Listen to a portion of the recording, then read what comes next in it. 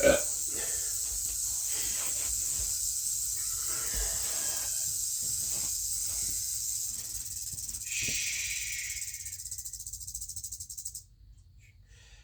are three things that matter in dealing with hot snakes. If you're getting into it, sorry, buddy.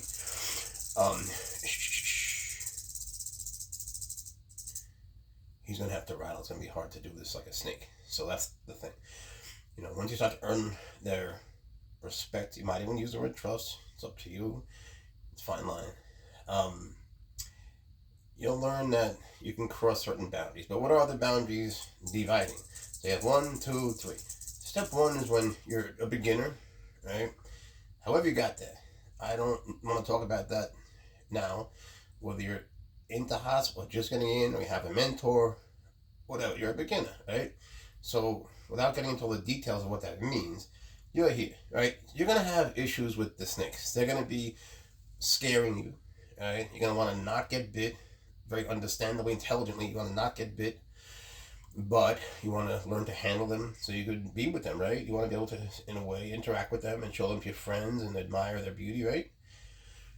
Well, you can't do that and be scared. So over time, you'll learn, and your mentor will help you to, well, you'll learn the tricks of the trade, let's just say. At that level, you'll learn what not to do to not get bitten.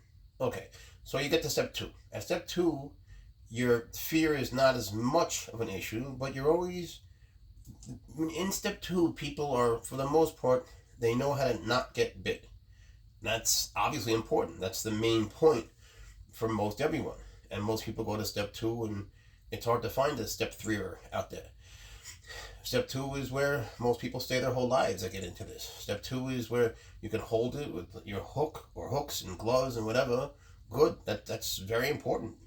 Safety, yeah. Absolutely. No argument. But you're still at step 2. All right, now step 3. Step 3 is not the same as like step 0 before step 1, where you're saying no safety gear. It's nothing of that nature. Step 3 is when you say to yourself, okay, I've been through step 1 where I was scared to death. Sorry. Excuse me.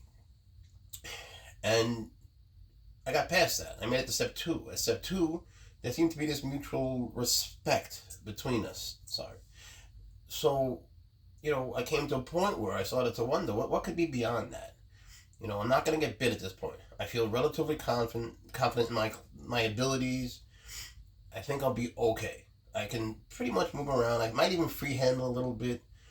Free handling is not the point, but you might be able to say, yeah, I could free handle them, use my hand almost like a hook, and I'll be okay. All right. But what's beyond that?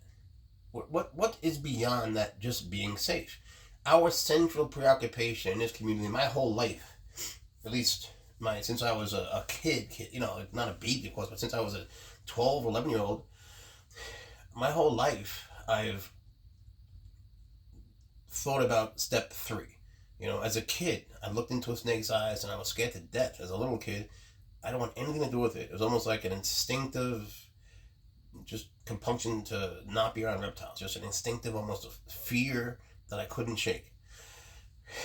And then, over time, I saw in those eyes something that was a certain kind of intelligence behind the predatory, scary eyes. And so I started to work pretty hard over the next few decades to see, what could step 3 be. And so instead of, not to dance around this, the thing is, we always are wondering how to not get bit. All right, but there comes a point where you say, all right, I'm not going to get bit. What is there now? Like let's say you have a ball python, very tame. What do? Most people do nothing. They look at it, they take it out, they might play with it, but you don't really understand it. You're not thinking like it thinks. And that's what we're going to try to be finding out in my videos. What is step 3? Step 3 is, I know I haven't explained it yet, but step 3 is going to be the place where you're already at peace. Like right now, there's nothing happening, but he's not aggressive. He's looking at me, but he always looks at me. I mean, we sit together and just look at each other. It's part of your learning process, where now, instead of taking them out and you're trying just to be cool with it, now get back, this stuff is purely venomous, which is all I'm doing now. You take them out and you're okay, and you say to yourself, all right, I'm still scared though. I know that if I put them on my bed like my ball python, Well, he's got fangs in the front. He has all this venom. He can kill me. It's still, we're talking about fear, right? The ball python doesn't. But if you were to take away that fear, just imagine for a second that you were irrational or very rational, however you want to see it. You take the fear away. You're now lying there with a venomous snake.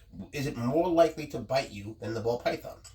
Is the fact that it's venomous making it, generally speaking, is the fact that venomous snakes are venomous, does that make them more likely to bite?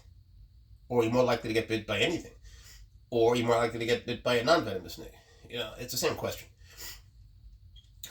Does it depend on individual snake? Does it depend on... we can all we conjure up scenarios forever. My point is, no one would know unless someone did it. And no one's really been into this side of things. I have, and so all of my videos that I put up, they're going to be about different animals. But when it comes to my venomous snakes, I have a ton. I think it's 27 now and some babies. Mama's had babies. So some are still being born, coming out, hatched. But we're going to be looking at what could that mean. Let's say, I'm not suggesting you can have a relationship like you have with your dog. I'm not saying anything like that. I'm saying that you can have a relationship that you have not yet explored, one that may be able to exist if you have no fear whatsoever. But I'm not suggesting that you be unsafe. And that's what people misunderstand and sort of, hop on the wrong train. There's no reason to assume that something that looks unsafe and that would be unsafe for a beginner is unsafe for someone. Let's put it this way. You can't look at Z, the result, and judge it as someone who's only seen A, maybe, and then you won't know. You won't know the WHY, right? So before you judge, you're going to have to go through the process to step 2, and then evaluate what you see. You're going to have to watch the videos and then decide, okay, does this make any sense? Is it worth it for me to take this step? Is it dangerous for me to take this step? My suggestion, what I'm saying, is it's much, much, much safer. It just won't look that way because it wouldn't be for a beginner. If you have a snake that's out and you have him on the hook and you have your hand here, what if you would just, this is the hook, it's the hand. What if you were to place this with your hand? Sounds very dangerous, right? It could reach you. It would be for step 1 and step 2. But in step 3, it wouldn't be. And you have to just imagine a point where you're not afraid and not believe you won't get bit because you've prepared for it. You've been prepared for a very long time, years maybe, with the same snake. And you get to the point where you're not thinking anymore about not getting bit. That's step 2. You're way beyond step 1. There is no adversarial relationship. You're not scared. So it's not scared. You're beyond step 2. So you're not just controlling it and hoping for the best. You're getting, in step 2, you got to the point where you almost knew the best would happen. You wouldn't get bit. But now you're at step 3, where you don't have to worry about getting bit. You've passed that. So now we're going to look at, well, what's there? What are they all about? Now you can get to know this snake that you've never known. You've tried to control, manipulate, and move, and you've helped, you've fed, you've helped us with water, and you've always assumed that was enough. What if you were to see something crazy? Like, what if the snake actually wanted your approval? Wouldn't that be nuts? Like, a crazy idea? Wouldn't that be crazy? Like, how could that be? They're not mammals, right? How could that be? So, my hope is that people will join me in exploring this step 3 and see what's beyond there. There's a step 4 and a 5, but I have them written down and planned out for the year after this one, to be honest, and then the year after. So it's going to be a while, and these things don't happen right away, but step 3 is entirely new. So that's what I'm going to be contending is possible in my videos, and I would be very grateful and honored if you would join in, and any comment, suggestion, everything is welcome. But I would appreciate it if those comments came from people who watched the videos and who who did their due diligence and decided, okay, this is at least worth thinking about, and I'm not in step 1 so much, I'm in step 2 somewhere. If you're in step 1, you have a comment, I'd love to hear it.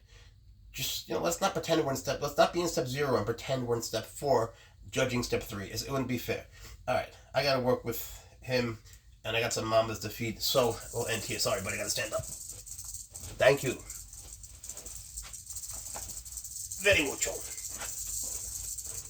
Oh boy.